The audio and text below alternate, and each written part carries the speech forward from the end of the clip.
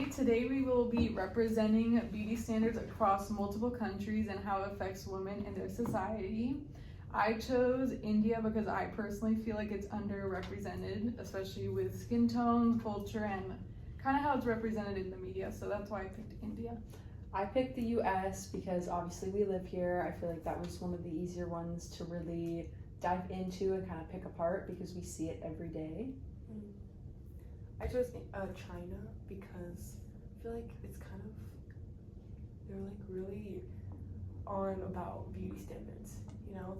And I don't know, I just thought it would be interesting and a cool country to research. I chose Mexico because I believe it has been changing into from like traditional looks into more like cosmetic looks and using more of like social media to like change the way they look. Okay, since you brought up social media, that's actually our first question. What's the influence? How does social media influence citizens in your country? For the US, one of the big ways social media has affected the US is by creating a lot of unrealistic expectations for the younger generation. Social media apps like Instagram and TikTok show creators that promote like certain beauty ideals that aren't usually like achievable for all people, like expensive skincare routines, really expensive makeup routines, or sometimes even like more extreme stuff like plastic surgeries that cost tens of thousands of dollars.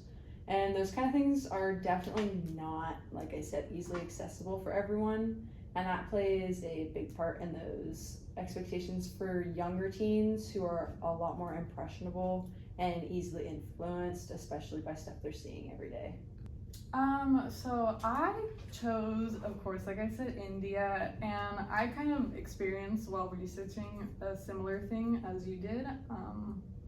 So especially young women in India with platforms such as Instagram, YouTube, Snapchat, they face really heavy unrealistic expectations. Usually this has to do though with fair skin, their skin being lighter than it already is, lightened skin. Also, there was research and a study done that shows that common repeated exposure to these images can increase lower self-esteem among younger Indian women. And also all these trends that are flowing through social media are always evolving, so there's a lot of pressure to keep up with what's considered in at the moment. And so yeah, that's how social media affects India so far. I can go next. So in China, there is a trend that goes around. There's a few trends. It's mostly on social media. There's one where they put a phone on their knees, and if the phone doesn't cover their knees, then they're not considered slim. I feel like that's a very negative thing to do, because then if you don't have that, then people are gonna tell you you're not slim just because your knees aren't covered. And there's another trend where you have a paper and you put it in front of your body, and if your waist isn't behind it, Yeah, then I've seen that. Yeah, if your waist doesn't get covered by it, then you're not slim enough. I just feel like there's a lot of other ones, and I feel like it's just kind of like a negative trends, because like if you don't meet those standards of those trends, then you're not considered slim.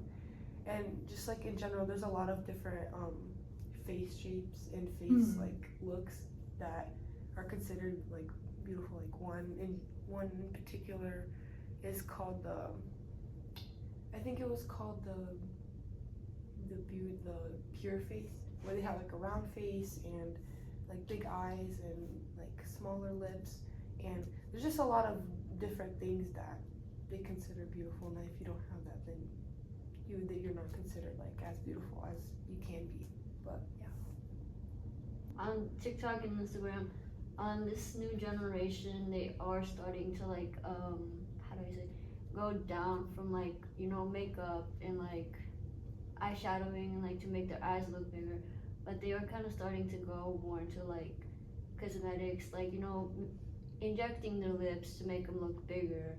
Also like more of like bringing breasts up, like BBLs. Yeah. And so they're starting to kind of like go from like type of old things that we used to do to look better into these new generations, like building more of like their body and stuff like that.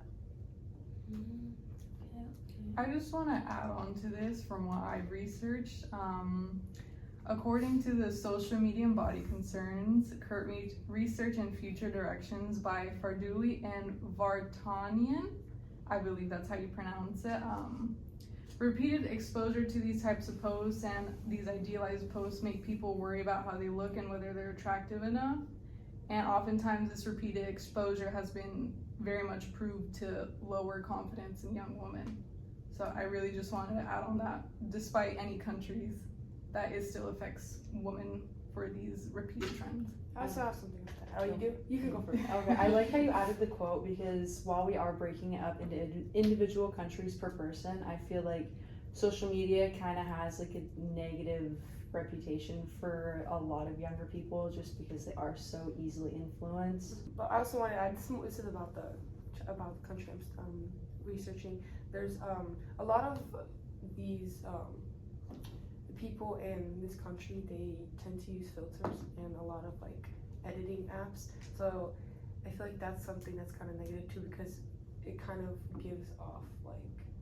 That's exactly Yeah, what I don't know, mine has. I have a lot of Yeah. filters, and I think also for both of our countries, I'm pretty sure filters are also made to slim Yeah. you and Make slim your noses face. look smaller. Yeah.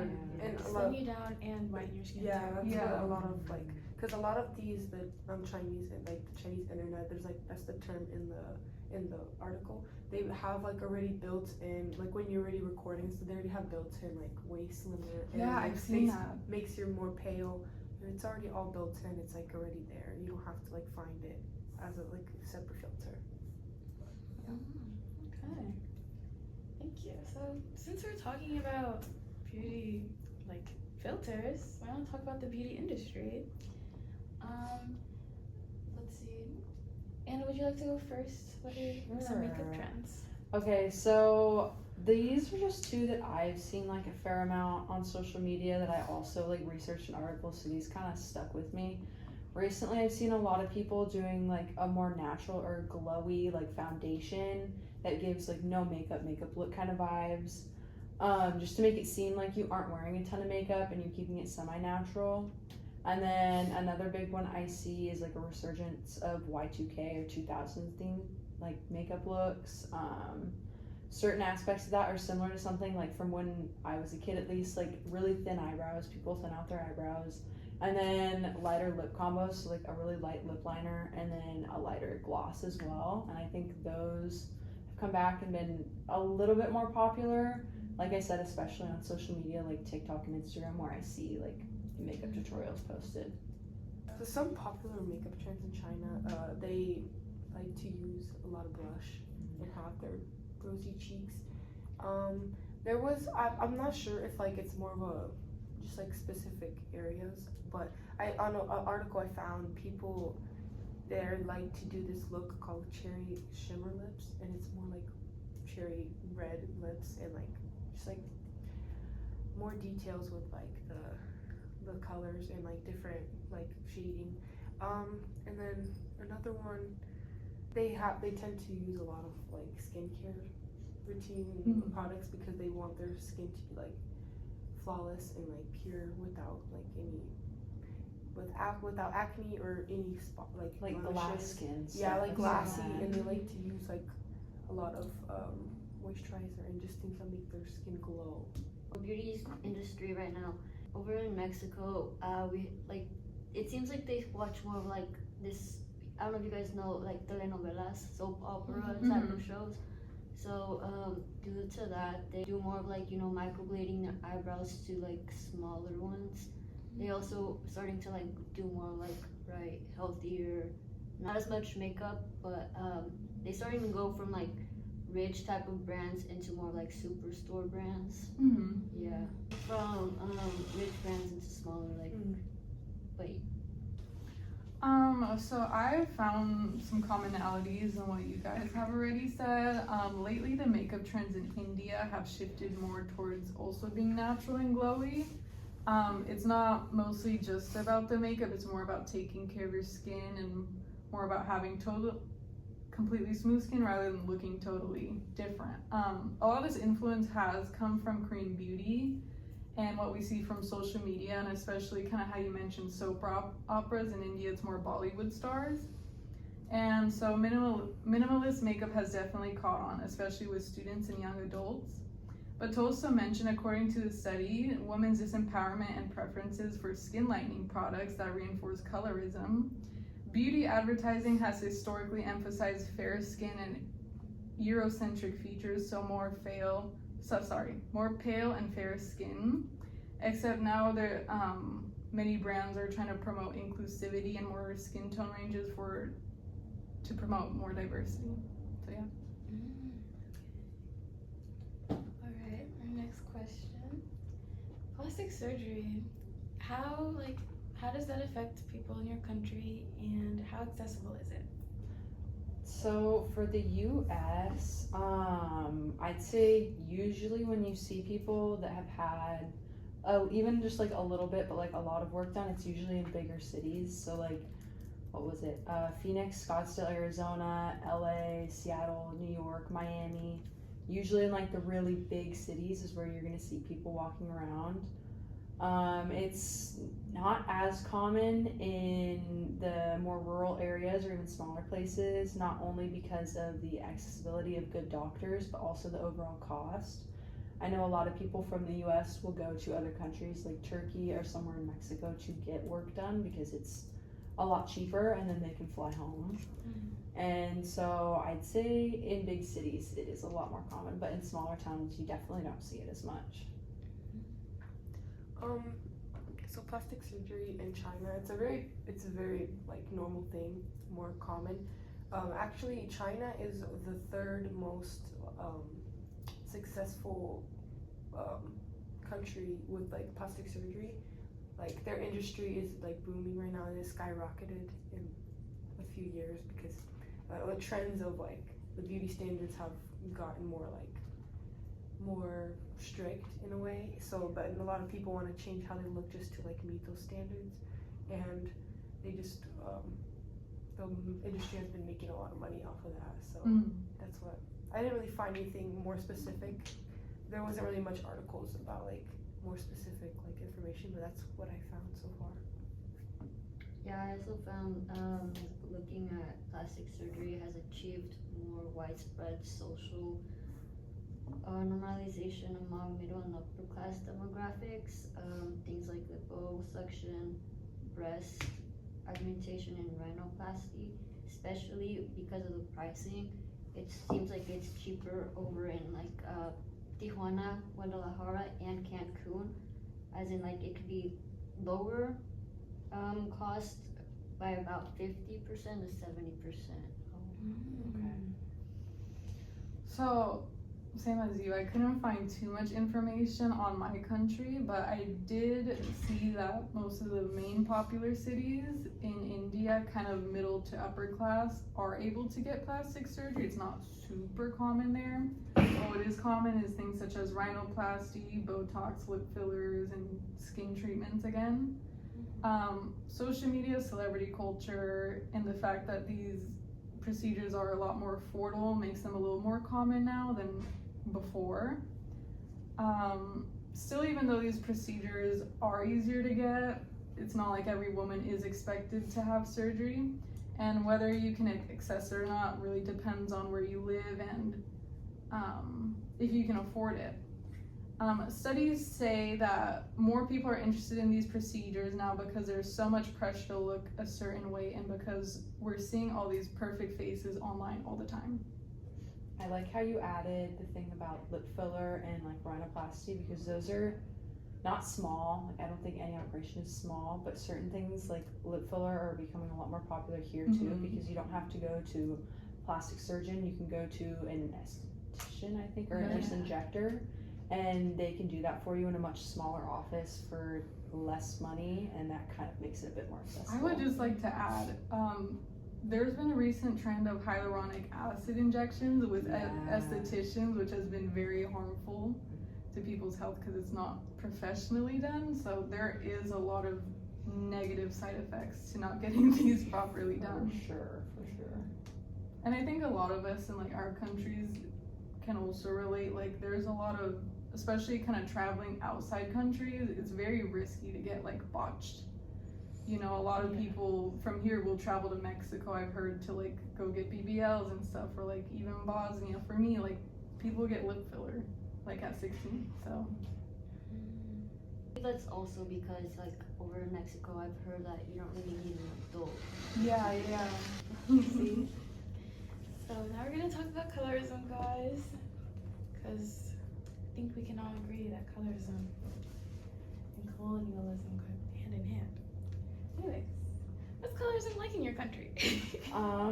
For me, one of the biggest ways I've kind of noticed it is when you go into like Ulta, Sephora, Target, whatever, and you're looking at brands like foundations and concealers, and it's targeted to like people with much fairer skin. You get to a certain point and there's like no shade range for people with darker skin. And then I see TikTok videos of people like trying to color match, and it's like white on them, and it's just there's not enough of a shade range for everybody to have like an actual good match. Another way we see that is kind of like what you guys have said, the skin lightening things, like not necessarily a whole ton in the US. I know it used to be a much bigger thing, like 2000s, 90s, but you see people trying to purposefully lighten their skin to kind of adhere to what they think the beauty standard is at that time, and I think that's kind of harmful. I'm gonna add on to your country. I feel like the thing I've been seeing a lot is people wanting to be tan. I feel like that's a very popular one. Everybody wants to Self-tan. be Self-tan. yeah, and I feel like that's kind of big. With the shade range thing, that reminds me, there's a brand called, I think, Euphoria or something like that, but they tried to make a darker skin tone shade. Gray. It was black. It was, yeah. they had no like primary colors or anything. It was just pitch black. So I've seen one that was gray though too on TikTok or something. One girl tried to put it on her face and it was like, that's Yes, not, it's just that's straight up not gray. gonna work. I do remember the black one too. They were like, Yeah. no, it's a concealer or something. They were Yeah. trying so hard, but no, they just messed up. So in China, a very like cultural thing is to have very pale skin. And the reason for this is like in like old like times that whenever women would have pale skin, it meant that they were like living in luxury and royalty because they wouldn't be out in the sun and working hard. So that stuck with women in China, was when you're pale means you're like royal because you don't have to go out and work in the sun. And a lot of people right now try to avoid the sun because of that. They go out and they cover their skin because they don't want to be in the sun and to have darker skin. I want to add that I want to add to the social media like things on TV that I've noticed. In Mexico, it seems like they have more of like, you know, TV shows, and they have more like light skin tone people as like, you know, like the main actors, and it seems like they add on more like, how do we call them, morenos? So like, you know, darker skin ones as like backup ones, like the ones that like, you know, have to be doing more like chores or like deep cleaning for the whiter skin tone type of people. I feel like that happens a lot in like honestly any television industry, like movie industry around like in different countries. Like in China and Korea and Japan, like everybody is pale. There's barely any like There's difference no in skin tone, diversity no or diversity, anything. yeah. Yeah. And I feel like the US has tried to fix that, but now we're going backwards again. Yeah.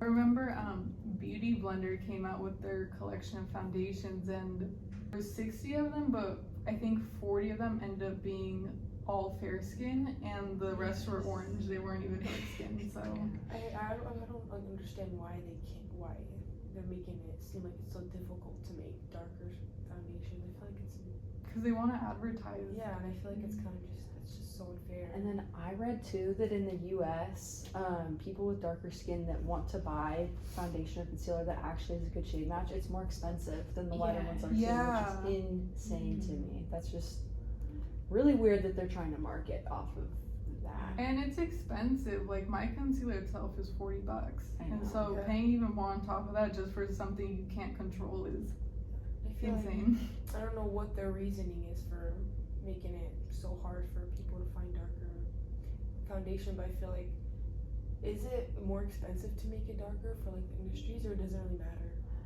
I don't think it would probably be doesn't really matter. enough of a difference to upcharge to make it like a noticeably more expensive amount. Yeah. I mean, either way, these are billion-dollar brands. So Yeah. they Yeah. have the money. Like, for example, like when Fenty first came out.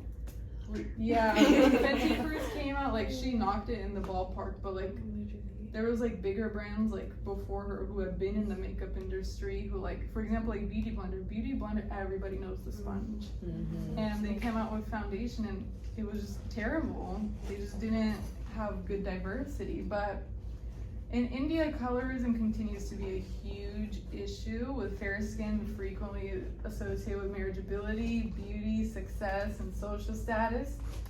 These associations are often reinforced by, again, kind of film industries and media advertising. According to Yearning for Lightness, transitional circuits in the marketing and consumption for skin lighteners, studies have found that lighter skin is often portrayed as more desirable and attractive than darker skin. That's why the skin lightening industry in India is so massive. More people are talking about colorism now, but it is still a huge deal and affects if people are considered beautiful.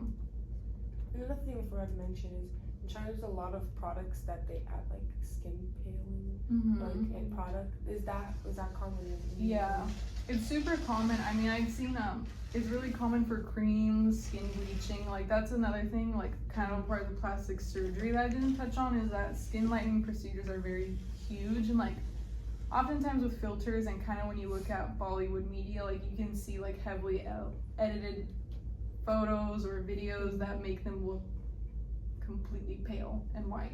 And that's why when you buy like skincare products from other countries, you have to like really look and be like, let me check, because then you'll put it on and suddenly your face is lighter than the rest of your body. I've never been to any other countries like that might have like more pale beauty standards, but I wonder if you go there, I wonder what their makeup selection looks like.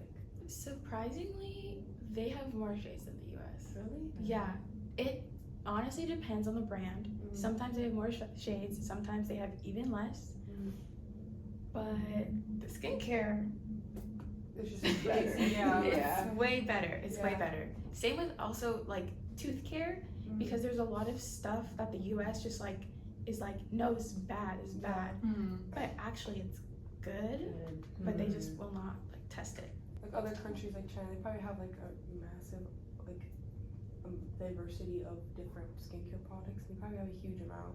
I feel like it'd be cool to go see like How much they take pride in like having glass skin and everything too. I'm sure they have some really nice stuff. I think there's also a lot more like easily accessible. Like I obviously don't have nice skin. Like it's not like clear or anything, but for example, when I even went to Bosnia, we have these things called an apotheca, which is like a pharmacy. And I've been to Mexico as well, where the pharmacies, there's a pharmacy like around every single corner.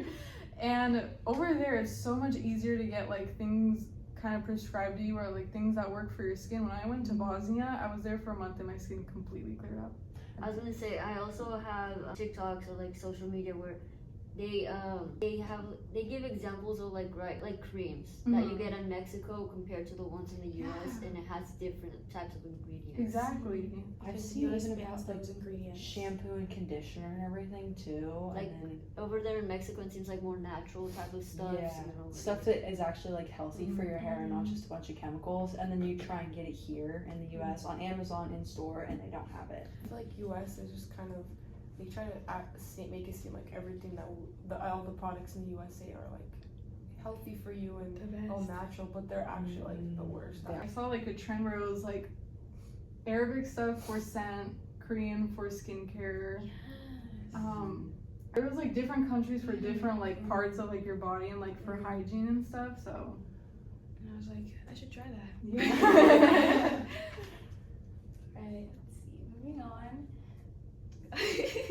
So, is colorism, is it because of the culture? We kind of answered this already. Yeah. But yeah, is it because of more of a culture thing, or is it like personal to you? I think for this one, In America, it kind of stems from being more of a cultural thing, I think. I know America has like a very, very racist history dating back to slavery and even before that. And I think, unfortunately, especially in like a lot of southern places and small towns, that racism has not been gotten rid of. Like, it's still a very big thing that people pass down. And so I think while it's kind of getting better, but like you said, we're kind of starting to take steps back instead of steps forward now. I think it's more of a cultural thing that dates way back, like generations and generations back, that people aren't putting enough of a foot down to actually be able to stop it. So it just continues culturally. I feel like colorism in China is more of both, because I mean it is a cultural thing because it's been happening for a while. But I feel like if it's a cultural thing and you choose to do it, I feel like it's kind of more personal too, because I mean you want to meet those standards. So I feel like that makes it personal. That's fair. So, I think it's more of a cultural thing. For us, for Mexico, I feel it's more like I found out it's more like colonial thing of like where Spanish back in history had like taken more over like Mexico and stuff like that. So I think it's more of a cultural type of stuff. So for me, I also had colonial influences for India, but it's a very big mixture because culturally fair skin is usually linked to hierarchies, colonial influences, media representation, and India has a very large power distance when it comes to family, so oftentimes family expectations pressure these young women and how to look, or usually it comes to weight, skin, how smooth their skin is, how clear it is, their hair, things like that. It usually comes from family, but obviously it's represented in the media. It's pushed in the media, so it's a very big mixture of both. And I just want to add that as a result, many women experience pressure to achieve lighter skin tones yet again. So colorism is not only a social issue, but a personal image concern.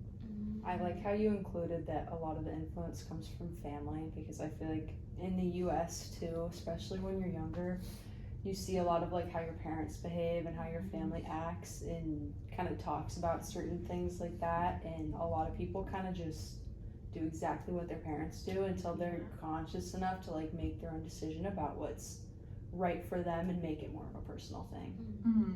By then it's internalized a lot, so it's hard to break bad habits. Okay. Yeah, body image, guys. Favorite topic.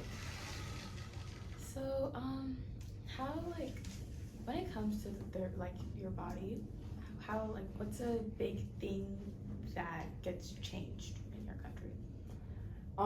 For me, the one that first came to my mind when I was reading through the sources that I think kind of stands out is like body weight or shape. I know I was born in 2005. I don't know when all of you guys were born, but around 2005, the ideal was like really skinny, like really, really skinny. And then in the 2010s, it kind of became like a shorter, curvier kind of thing.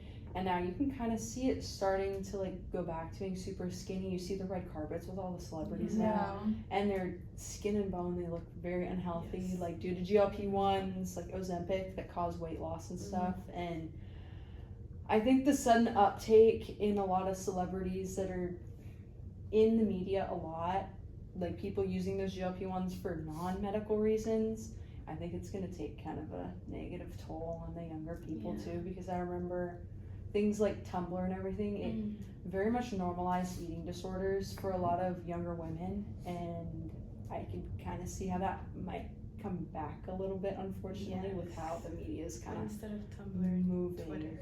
Yeah. Wasn't it called heroin skinny? Heroin chic. Yeah.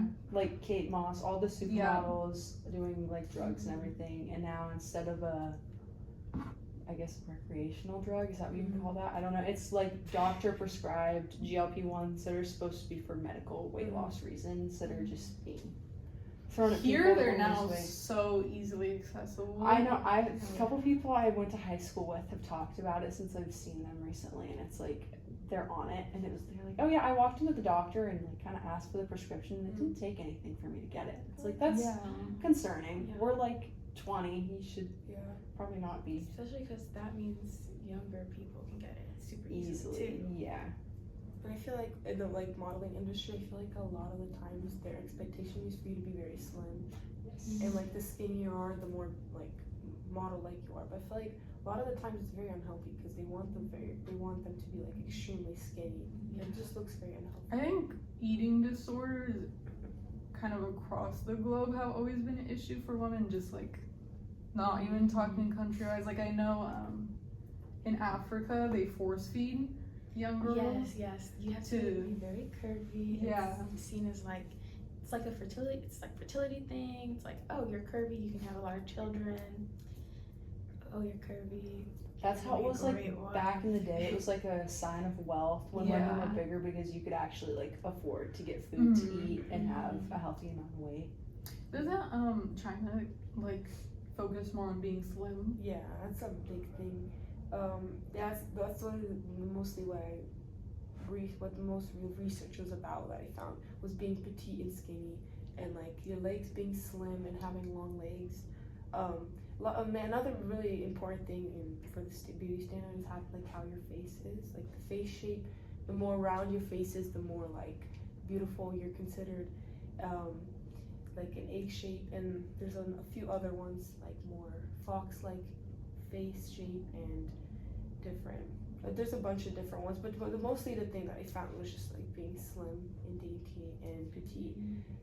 Because I don't know why, but that's what they find beautiful. But Let's say in Mexico, it's more like expected for a woman to have like a hourglass type of shape, be wider like for your hips, be like going more like exercising to like try and get a better shape. So for me, again, going back to the article I talked about, a phenomenological exploration of Indian women's body image within intersecting identities in a globalizing nation. A really common insecurity, again, going back to kind of the colorism, is again fair skin.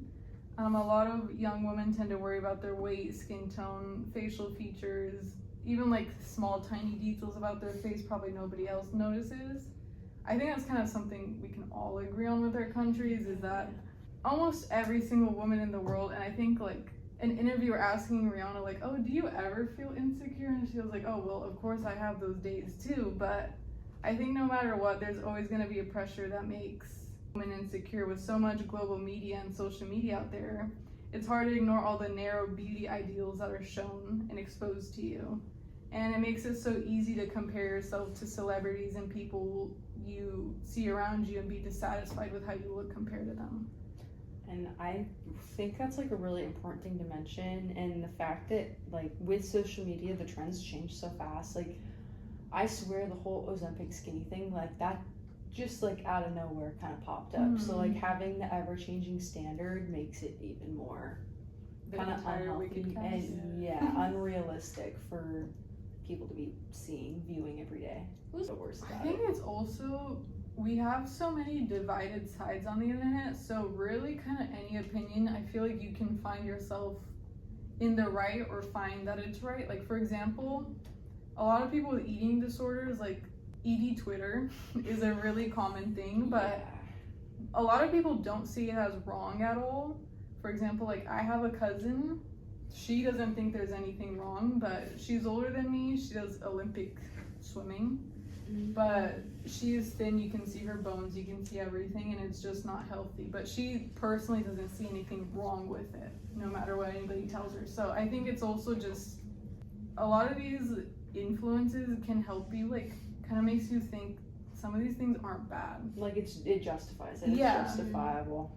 I feel like a lot of countries have like a thing with like body shapes and stuff. I feel like USA like gives off being like accepting of every body shape, but I feel like they kind of advertise more skinny a lot, so it They kind of do. And then you look in the media when like celebrities do gain a little bit of weight, and it's just people dogging on them so hard, and it's like it's not ever that It's like, serious. it's like a lot of things that something I see a lot whenever like any like influencer who gains weight, people always like say, oh, she's pregnant, or anything like They're that. quick to jump to the Yes. pregnancy, Yeah. always. And I always thought that, I mean, it kind of, USA kind of used to be like more accepting of all body shapes and saying embrace how your body, like with more of like the plus size people, and they used to like advertise that more. But I feel like now they kind of went back to this being skinny is like better. What I we think were. The thing with the U.S. is like they do it until hey, this is toxic, and then they go swinging back the other way. And now we're swinging back to like ED, Twitter, Yeah. skinny, unhealthy. Oh,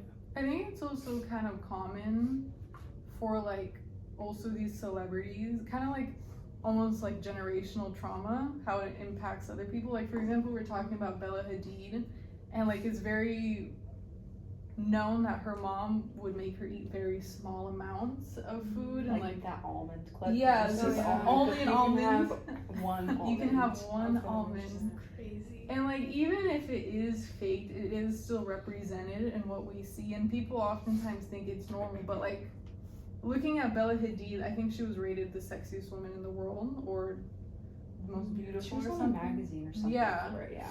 But like nobody understands. I think that she was also confined into fitting into these norms, especially when it comes to America and the modeling industry. When Victoria's Secret tried to include plus size influencers and people into their modeling campaigns. And none of them were really plus size either. Yeah, They and were people just, were like, mad. normal body shapes. It wasn't like anything we hadn't seen before. I feel like they kind of dropped the ball with that. They could have done a lot better there. I think they could have done better, but I also feel like even the people with a little bit more weight, I saw comments heavily judging them, being like, bring back the old Victoria's Secret, like bring back like the old expectations and all that. And I was like, wow. The eating disorder. Yeah, the eating expectations. disorder. Yeah. I have also kind of seen that, like, how do I say it? When I go to, like, let's say the mall, I have noticed that they didn't used to have, like, you know, extra small type of sizes in, like, lots of stores. Like, example, Hollister, I had not seen that before, like, extra small, and they're starting to bring that back. Like, they're starting to do that now. Everything is 0 calorie now, and Everything is high protein. yeah. And another weird thing I noticed, I was watching this video where a mom was taking her daughter out for shopping for her birthday, and they went to a store, and the daughter looks pretty slim, and they were like, oh, we couldn't find her size. All of these were too small. I'm like, how? That doesn't make any sense, because like it seems like they just keep on dropping I size. saw like crazy. videos similar to that, and it was like she found, or either a video or I saw it somewhere on Twitter. She like found her size, and her mom was like, "That's too big. That's too big." Da da da. So they went a size smaller, in front of everybody. By the way, like in a crowded store, just scream. Mom was just screaming her head off, and now that person is like recovered from the ED, like their ED and stuff, but. And it's sad because it's not like just parents adults. too. It's a lot of kids too right now with it going with this trend too. And I then with think that it's- kind of thing, it's the parent to their Yeah. child, which is really bad. I think it's also like has to do with the things you kind of like. Like for example, I mean I like the brand too, but Brandy Melville is super popular, and if you didn't know or anything like that, they only carry one size. So if you're on the bigger side or if you're too small, like some stuff is either too big or way too small on me there, or it just fits right. Like everything is one size, but it used to be really only for a slim woman. So I don't like that because I always see online like I'm like this is such cute stuff, but I know if I go there the stuff's not gonna fit me. So I find that very just And wrong. the workers can be really rude too.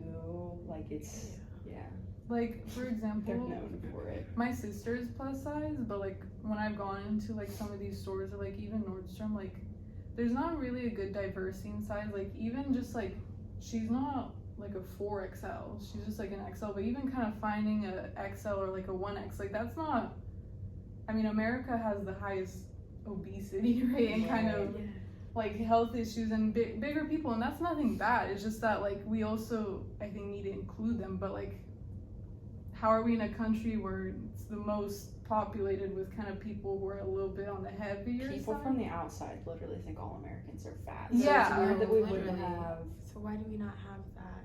And then when you do Sizing. find something, it's not Yeah. cute. Like they're just not.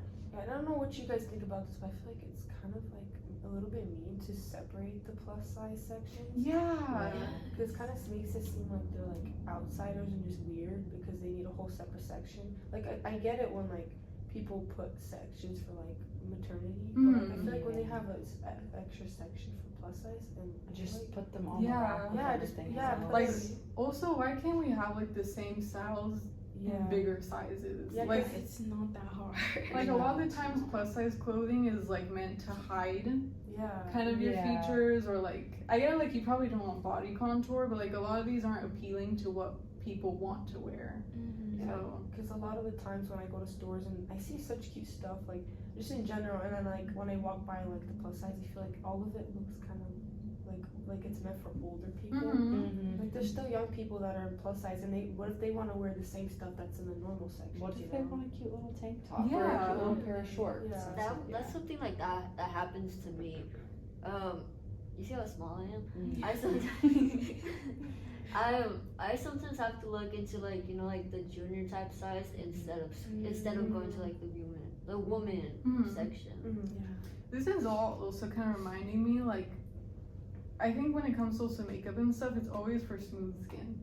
And it's Yes. always been for smooth skin, like, or it's targeted to cover up kind of like your acne and stuff. But like, I've never seen like really a brand made, like, yes, there's like makeup with skincare and stuff, but like, there is no brand that I've seen like really just for like textured or acne skin. Yes. It's always to hide it. Yeah, something lighter. Yes. Now let's move on to something lighter. Let's think about the positives. What's like something that everyone likes when they have this type of body? It's like confidence boosters for the US that I was researching.